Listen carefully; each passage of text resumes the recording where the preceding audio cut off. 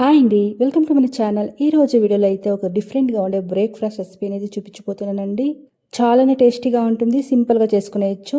నేనైతే నైట్ టైమే ఒక కప్ అంతా 1.5 కప్ అంతా రేషన్ బియ్యం అనేది ఒక 3 టైమ్స్ అనేది బాగా వాష్ చేసుకునేసి ఓవర్ నైట్ అనేది నానపెట్టుకున్నాను. మిక్సీ జార్ అనేది తీసుకొని అందులోకి వేసుకుంటానండి. మనము వేరే వాటర్ అనేది ఏమి వేసేది వద్దండి. మనము అందులోనే ఉంటుంది కదా, అదే వాటర్ అనేది వేసుకొని కొద్దిగా ఒక 2 టేబుల్ స్పూన్ అంత వాటర్ అనేది వేసుకొని మనం ఇడ్లీకి వేసుకుంటాం కదండి పిండి, అలా మనము దీంట్లో వేసుకోవాలండి.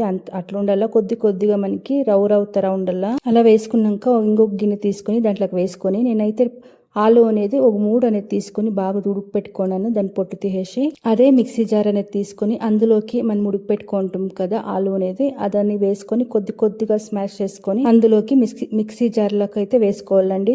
దీనికైతే మనము చాలా వాటర్ అనేది యూస్ చేయకూడదండి. కొద్దిగా 1 to 2 టేబుల్ స్పూన్ అంతా వాటర్ అనేది వేసుకోవాలండి. చాలా అనేది వాటర్ అనేది వద్దు.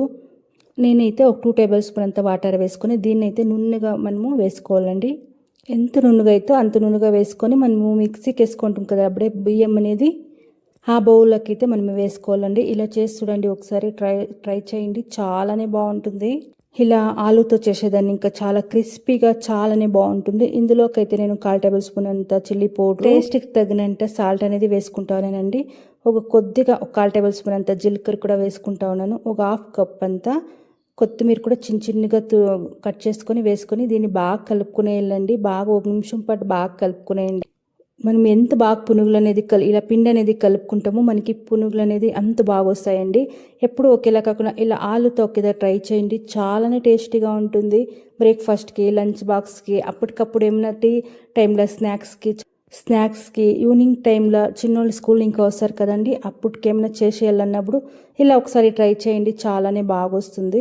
దీనైతే ఒక 5 నిమిషాల పాటు సైడ్ పెట్టేసి మళ్ళీ అయితే నేను ఒక 5 నిమిషాలు అయినాక స్టవ్ పైన ఒక బాండ్లీ పెట్టుకొని డీప్ ఫ్రైకి ఎంత ఆయిల్ వేసుకొని ఇలా మనకి ఎంత కావాలో అంత వేసుకుంటే మనకి పునుగులు అనేది రెడీ అవుతుందండి. చాలానే క్రిస్పీగా ఉంటుంది, చాలానే బాగుంటుందండి. మీడియం ఫ్లేమ్ పెట్టుకొని ఇలా ఒకైతే ట్రై చేయండి. మనం ఆలు హేదాన్ని ఇంకా చాలానే మనకి క్రిస్పీగా చాలా బాగుంటుంది. ఇది ఎవరైనా వచ్చినప్పుడు, చిన్నోళ్ళకి ఏమైనా చేయాలన్నప్పుడు, డిఫరెంట్గా మనం ఏమైనా తినాలన్నప్పుడు ఇలా ఒకసారి ట్రై చేయండి. ఇది ఇలాగే మనకి బియ్యం పిండి ఉంటుంది కదండి, అదే దాంట్లో కూడా మనం ఆలు వేసుకొని కొద్దిగా మైదా వేసుకునొచ్చండి, చాలా బాగుంటుంది. ఇలాగే నేను గెరిట్లో కూడా వేసి చూపిస్తానండి. ఒక్కొక్కరికైతే ఇలా వేసేకి వచ్చలేదు కదా, అలాంటి వాళ్ళు అయితే ఇలా మనము గెరిట్లో కూడా ఆరాంగా వేసుకునొచ్చండి. ఇలా చిన్నది ఒక గెరిటి వేసుకొని మనకి ಯಾವ సైజు కావాలో ఆ సైజు ఆరాంగా ఇలా వేసుకునొచ్చండి, చాలానే బాగుంటుంది. ఇలా ఒకసారి ట్రై చేయండి. అప్పటికప్పుడు మనం ఇలా చేసుకోవాలంటే ఇలా దోశ బ్యాటర్ ఉన్నాయి కూడా ఆరాంగా ఇలా చేసుకునేచ్చు, చాలా టేస్టీగా కూడా ఉంటుంది. అందరూ చాలా ఇష్టంగా కూడా తింటారు. సేమ్ మనకి హోటల్లో ఎలా ఉంటుంది దానికన్నా క్రిస్పీగా చాలా బాగుంటుంది. ఇలా ఒకసారి ట్రై చేయండి. ట్రై చేస్తే ఎలా ఉంది ఏంటి అనేది ఫీడ్బ్యాక్ ఇవ్వండి. అలాగే మన ఛానల్ ఫస్ట్ టైం చూస్తుంటే ప్లీజ్ సబ్స్క్రైబ్ చేసుకోండి. చూడండి ఎంత బాగుంది అనేసి, క్రిస్పీగా అయితే చాలా క్రిస్పీగా ఉంటుందండి. మనమైతే పొటాటో వేసిన దాన్ని ఇంకా చాలా క్రిస్పీగా వస్తుంది. ఒకసారి ట్రై చేయండి. ట్రై చేస్తే ఎలా ఉంది ఏంటి అనేది ఫీడ్బ్యాక్ ఇవ్వండి. ఐ హోప్ మీకు వీడియో ఇష్టమైంది అనుకోను. Thank you for watching.